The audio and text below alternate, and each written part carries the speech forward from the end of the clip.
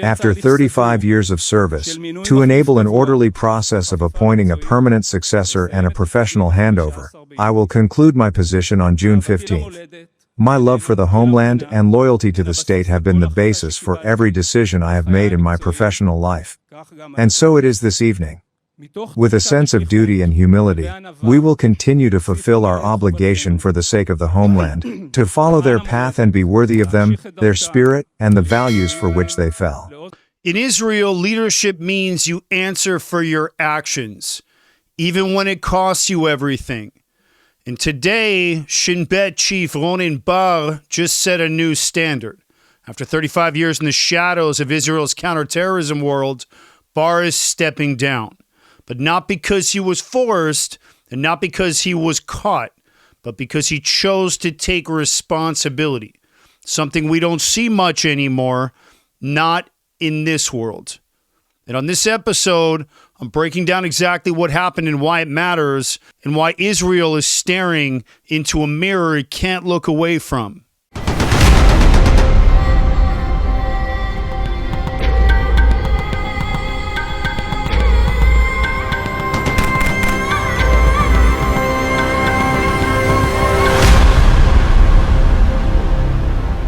In an emotional speech at the Shin Bet's Memorial Day ceremony, Chief Ronin Bar announced he would officially step down on June 15th. His words, very powerful.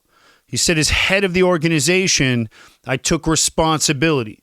And now, on the evening that symbolizes memory, heroism, and sacrifice, I choose to announce its fulfillment and decided to end my role as head of the Israeli security agency. He wasn't reading a legal statement. He wasn't blaming politics. He stood in front of the very agents who risk their lives every day and said, I failed. And because of that, I'm stepping aside. Now, I want to talk a little bit more about Ronin Bar. For those of you who don't know, Bar isn't some bureaucrat who climbed his way up the ladder with politics. He is pure product of Israel's counterterrorism and domestic intelligence world. Bar served in the IDF's elite Sayed Matkal commando unit. That's the same unit that produced legends like Ehud Barak and Yonatan Netanyahu and current Prime Minister Bibi Netanyahu. And after his military service, he was recruited into the Shin Bet.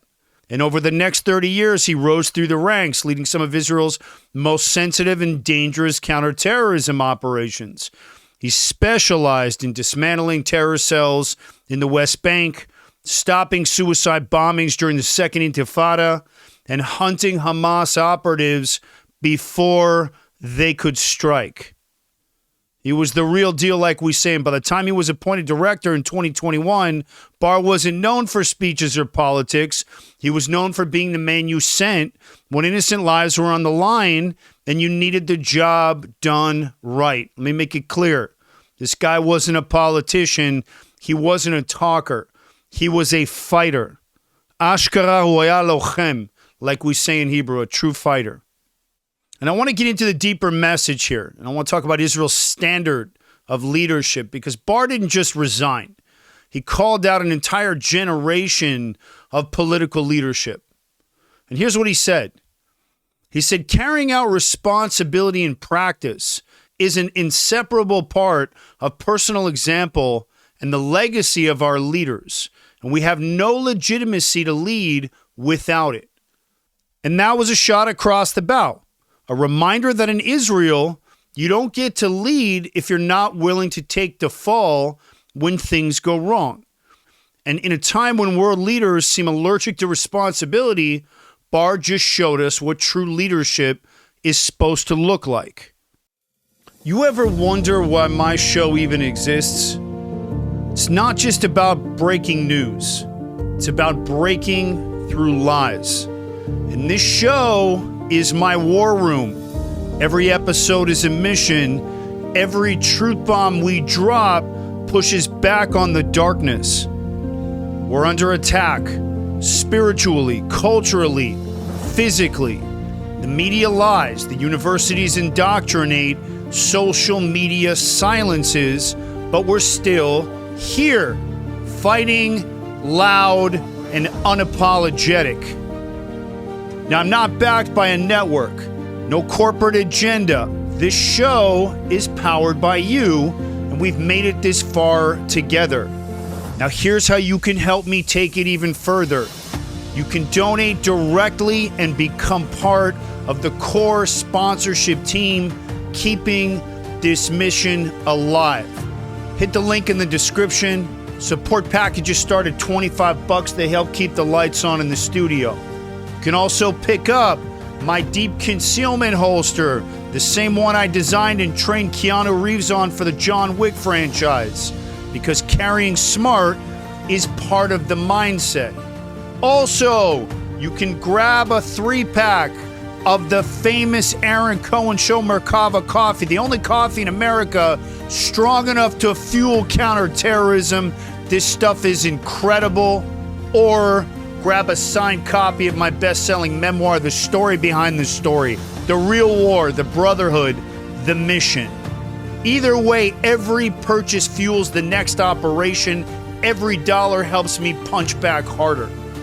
So if you've ever said, finally, someone said it, now's your moment to join the fight.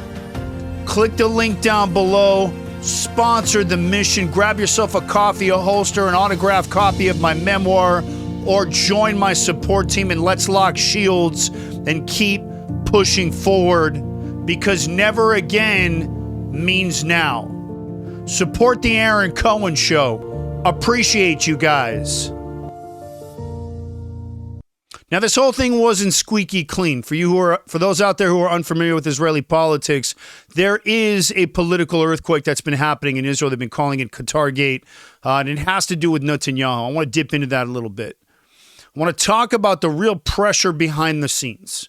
Ronin Bar's resignation didn't happen in a vacuum.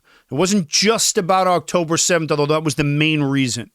It was also political, and it was also about survival.